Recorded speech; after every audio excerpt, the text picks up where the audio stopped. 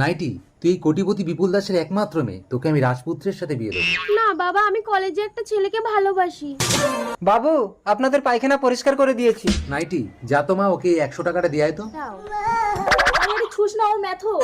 আরে কি করছিস নাইটি, টাকাটা উঁচু করে ছেড়ে দিলেও তো হয়। বাবু 100 টাকা দিলেন, 300 টাকা দিন না, আমার ছেলের কলেজে লাগবে। শুনছো, ম্যাথরের ছেলে আবার কলেজে পড়ে, আর 1 টাকাও হবে না, যা এখান থেকে। এই ঘটে, এখানে একটু জল দিয়ে ধুয়ে দিস তো।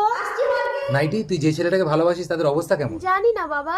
এক্ষুনি ছেলেটাকে আসতে বলতো। ঠিক আছে। নাইটি, সত্যি তোমার বাবা ডেকেছে আমাকে? আমি এক্ষুনি আসছি। প্রশ্ন, আজ 300 টাকা আয় করতে পারিনি, 100 টাকা হয়েছে। ঠিক আছে বাবা, আমি আসছি। বাবা, প্রশ্ন, তোমার বাবা কি করেন? আমার বাবা লোকের বাড়ি বাড়ি গিয়ে পায়খানা পরিষ্কার করে। পায়খানা পরিষ্কার করাবে, পায়খানা। আমার ছেলেকে কে মারলো? প্রশ্ন, কথা বল খোকা।